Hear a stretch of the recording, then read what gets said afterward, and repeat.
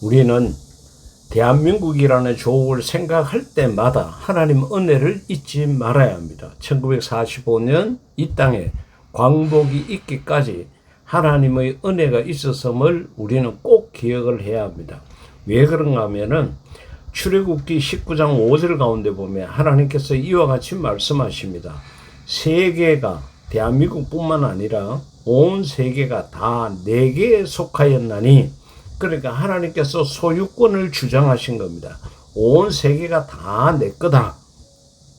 너희가 내 말을 잘 듣고 내 언약을 지키면, 하나님 말씀대로 살면은 너희는 모든 민족 중에서 내 소유가 되겠고, 너희가 내게 대하여 제사장 나라가 되며 거룩한 백성이 되리라. 너는 이 말을 이스라엘 자손에게 전할지니라. 하나님께서 그와 같이 말씀을 하셨습니다. 그러니까 한 나라뿐만 아니라 온 세계의 모든 경영이 하나님 손에 달렸다는 것입니다. 1910년 우리가 일본에게 나라를 뺏기고 난 다음에 수많은 독립군들이 이런저런 모양으로 독립운동을 하고 했지만은 우리의 힘으로 독립을 얻을 수가 없었습니다. 하지만은 하나님께서 은혜로 이 땅에 광복이 있게 하셨습니다. 어떻게 그게 가능했느냐? 세계가 다 내게 속하였나니, 그러니까 하나님 손에 이 나라의 운명이 달려 있다는 것을 우리가 생각을 해야 합니다. 모든 것은 하나님 것입니다. 그렇기 때문에 하나님께서 어떻게 하느냐에 따라서 한 나라가 일어설 수도 있고 망할 수도 있다는 것을 우리가 기억을 해야 합니다. 사무엘상 17장 49절에 보면은 소년 다윗이 골리앗을 이긴 그런 장면이 나옵니다.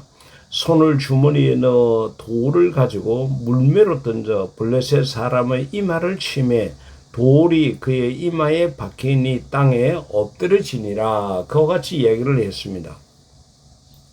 그 어린 소년이 거대한 골리앗을 이겼던 것처럼 우리나라가 독립을 할 수 있었던 것도 마치 그와 같은 상황입니다. 도저히 가능성이 없었습니다. 불가능했습니다. 모든 사람이 객관적으로 봐도 대한민국은 독립하기가 어려운 그런 처지였습니다. 그런데 하나님께서 소년 다윗에게 함께 하니까 그 거대한 골리앗을 이길 수 있었던 것처럼 하나님께서 이 나라의 백성들을 긍휼히 보시고 불쌍히 보시고 하나님께서 은혜를 베푸시니까 우리가 독립을 할 수 있었다는 것입니다. 그러기에 우리는 항상 나라를 생각할 때에 이러한 하나님의 은혜를 기억해야 될 것입니다.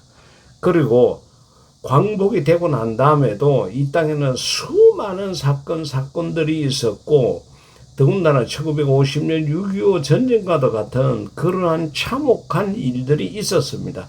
그럼에도 이 나라가 지금까지 이렇게 견뎌올 수 있었던 것은 하나님께서 이 나라를 지켜주셨기 때문이라는 겁니다. 사무엘상 17장 47절 말씀 가운데 보면은 또 여호와의 구원하심이 칼과 창에 있지 아니함을 이 무리에게 알게 하리라. 전쟁은 여호와께 속한 것인즉 그가 너희를 우리 손에 넘기시리라. 할렐루야. 전쟁의 성패가 하나님 손에 있다는 것입니다. 1950년 6.25 전쟁을 우리가 기억을 해보더라도 그렇습니다. 도저히 우리가 이 땅을 지킬 수 있는 능력이 안 되었습니다. 시간만 지나면은 우리 대한민국은 사라질 수밖에 없었습니다. 그러나 하나님께서 유엔군의 손을 들어서 이 나라를 지키게 하시고 이 나라를 보존해 주셨기 때문에 오늘의 대한민국이 있게 된 것입니다.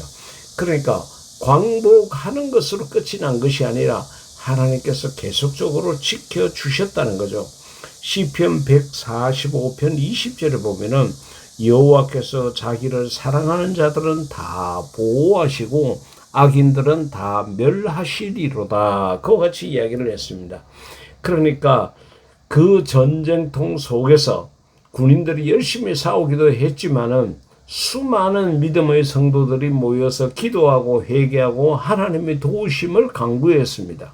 그 기도의 결과로 이 하나님께서 이 나라 이 백성들을 지켜주셨다는 것을 기억을 해야 합니다. 오늘날도 역시 마찬가지입니다. 우리 성도들이 나라를 위해서 할 수 있는 가장 큰 일은 무엇보다도 하나님 앞에 기도 드리는 일입니다.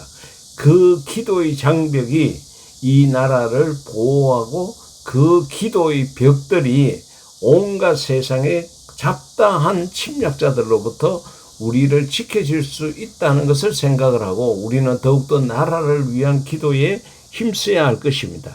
그리고 그 광복을 우리가 하나님께로부터 받았고 하나님께서 오늘까지 이 나라를 지켜주셨는데 앞으로 이 나라가 계속적으로 광복이 유지되기 위해서 그러면 어떻게 해야 될 것이냐. 사무엘상 7장 10절 11절 말씀을 기억을 해야 합니다.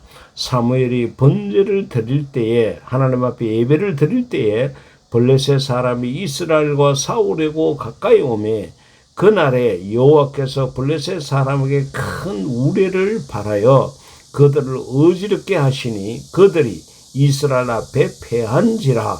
이스라엘 사람들이 미스바에 나가서 블레셋 사람들을 추격하여 백갈 아래에 이르기까지 쳤더라. 할렐루야. 그러니까 하나님 앞에 예배가 회복될 때에 하나님의 은혜는 이 나라에 계속되고 하나님께서 이 나라를 지켜주신다는 것을 우리가 생각을 해야 합니다. 이 사무엘상 말씀 가운데 블레셋 사람들이 자기들의 군사를 갖고 툭 하면은 이스라엘을 괴롭혔습니다.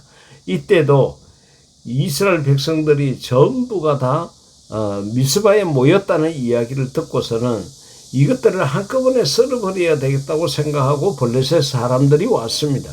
그러나 그 하나님께서는 이 이스라엘 백성들이 미스바에 모여서 사무엘이 주도한 번제를 드리고 있었습니다. 그 예배를 드리고 하는 그 모습 속에서 하나님의 은혜가 있었습니다. 하나님께서 그 이스라엘을 지켜주셨습니다. 오늘 우리도 역시 마찬가지입니다. 우리가 개인적으로도 나의 예배가 회복될 때에 하나님의 은혜가 내 발걸음마다 함께 할 수 있습니다.